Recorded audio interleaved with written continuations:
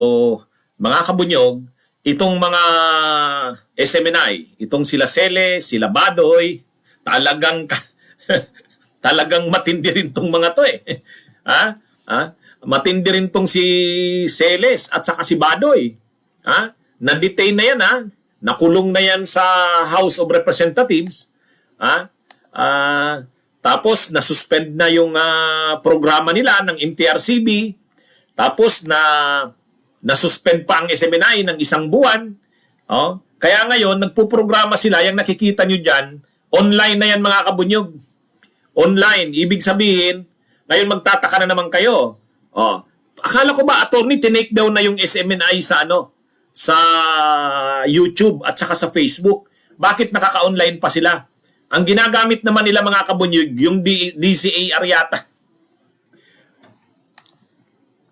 Ang tinake down kasi yung SMNI saka yung kay Kibuloy.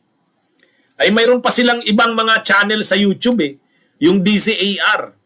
Ginagamit nila yung DCAR at saka yung iba pang mga hindi na take down na channel at saka mga pages sa Facebook. Doon sila nagpo-programa ngayon. Kumbaga yung Laban Kasama ng Bayan, nagpo-programa naman talaga yan dati sa SMNI. Nung mayroong may prangkesa pa, sa TV sila nagpo-programa. Tapos naka-live stream na lang sa DCAR kasi wala na yung SMNI at saka yung Kibuloy sa YouTube. So ngayon mga kabunyog, nagpo-programa na naman sila.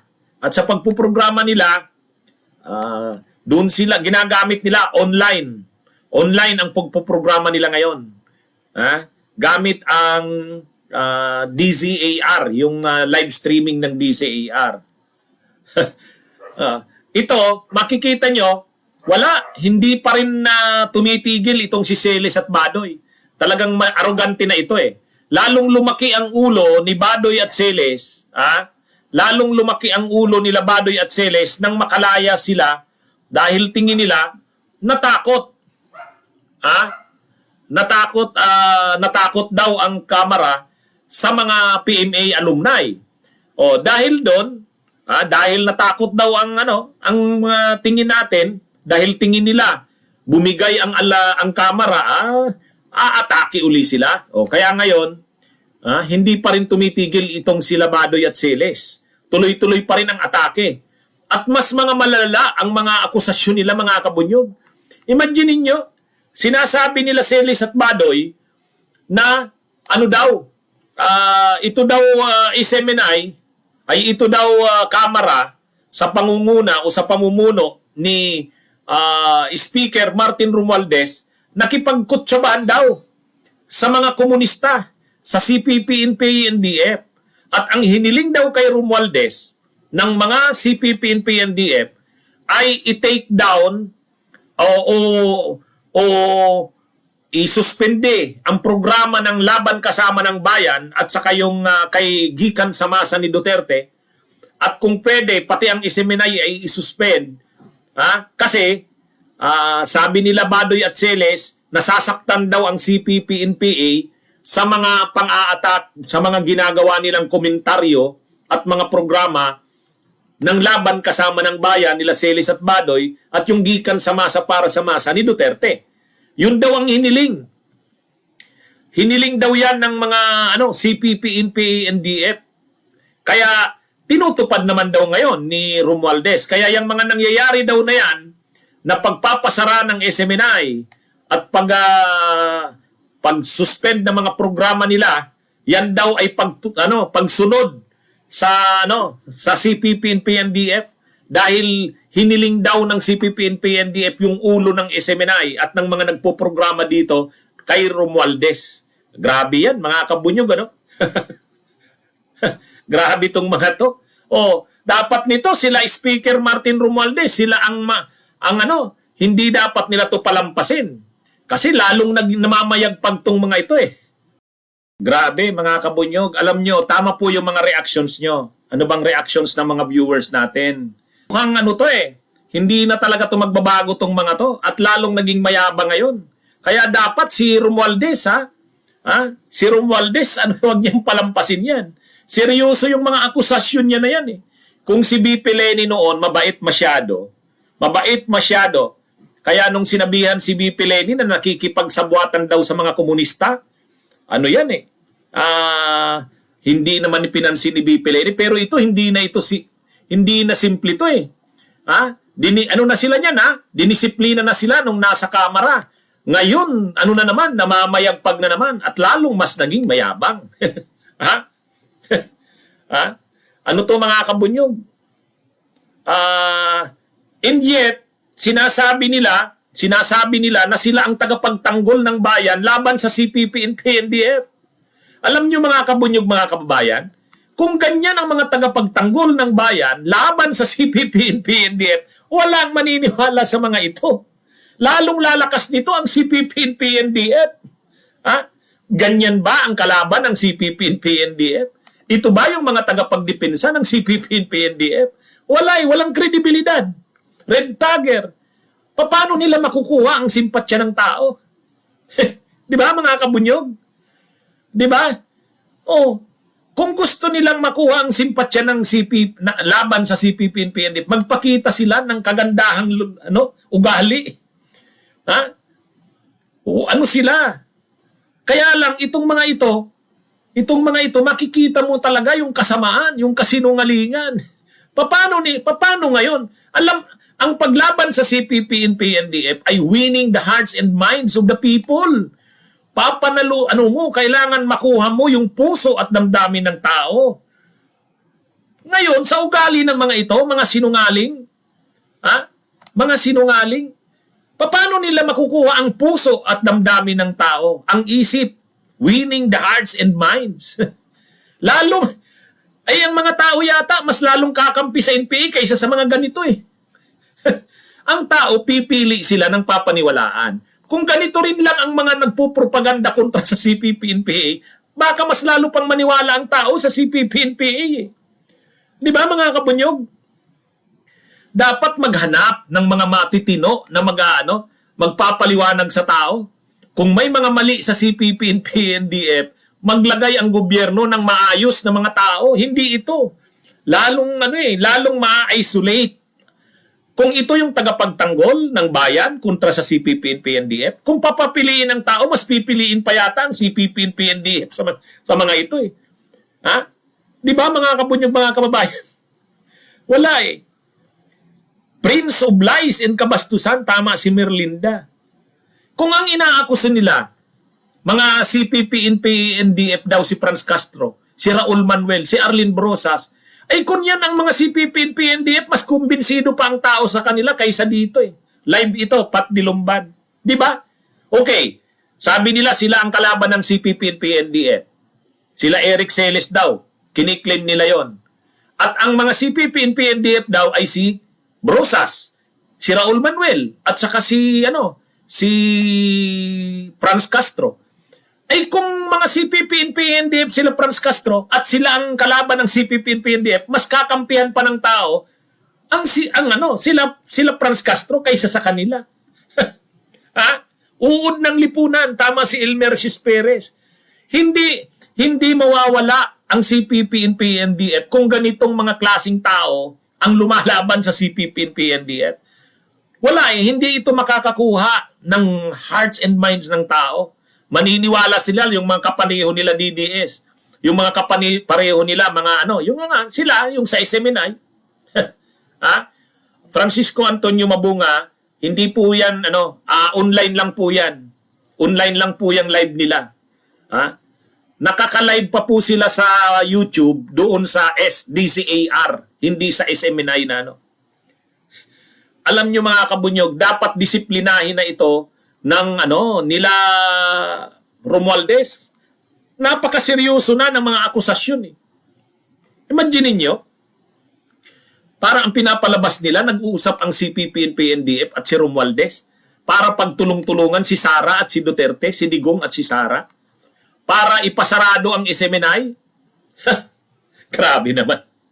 At ang prueba niya, may picture daw sila Teddy Casino na nakikipag-usap kay Martin Romualdez.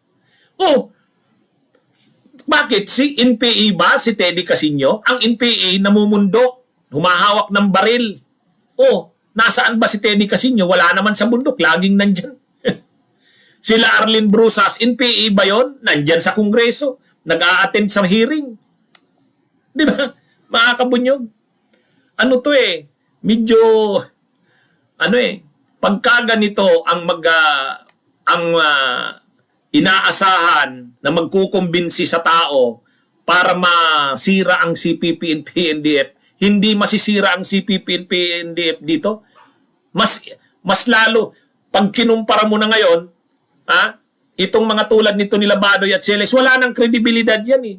Ang kailangan ng spokesperson ng gobyerno, yung makakakuha ng simpatya ng tao kontra sa CPP and PNDF. Hindi ito. Hindi itong mga to. Nakakasuka na eh.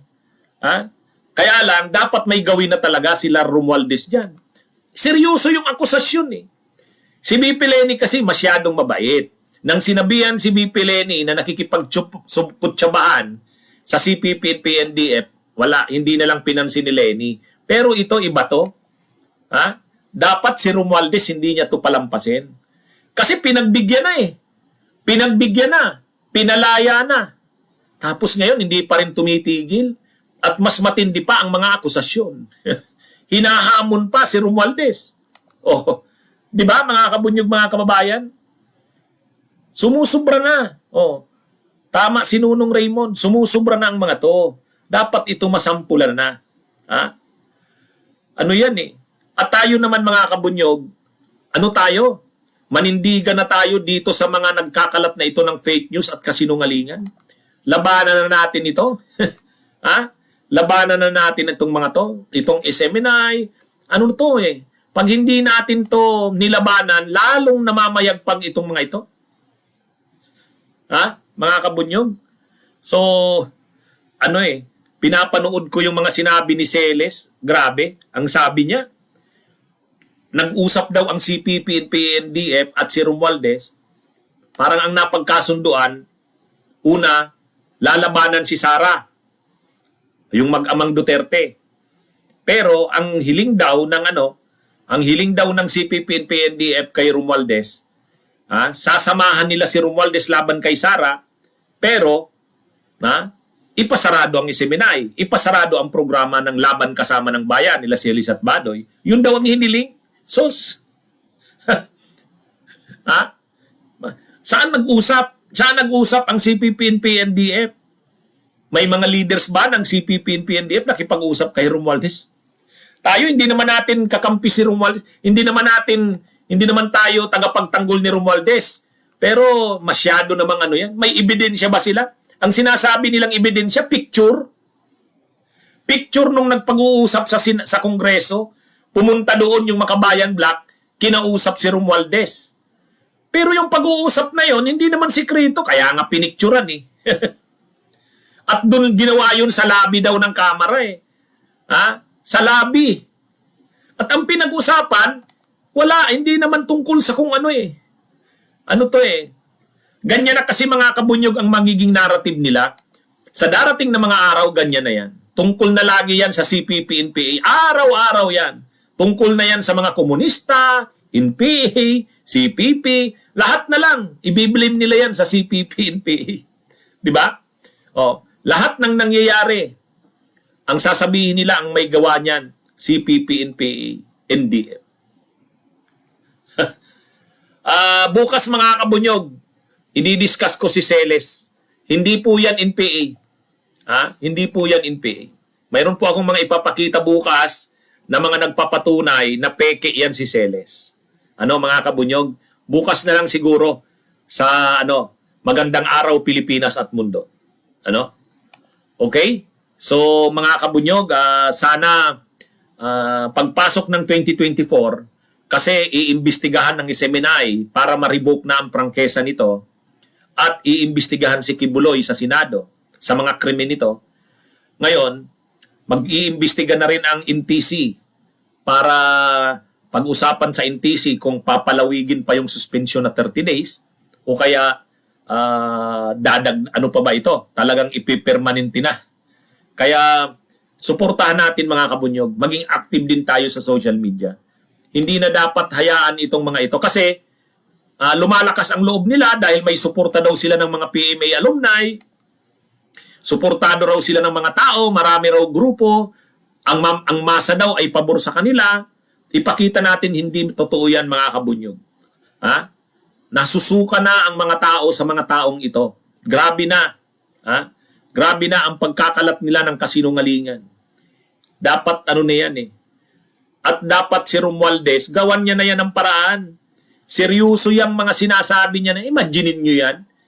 Hiningi daw ng CPP and PNDF kay Romualdez ang ulo ng SMNI. Ay. Okay, mga kabunyog, mga kaubayan, mabuhay po tayo.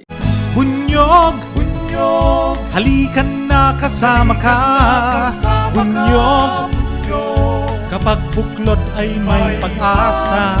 Luzon, Visayas, Mindanao, isa ang pananaw. Sa bagong Pilipinas ang bunyog isisigaw. Bunyog, bunyog.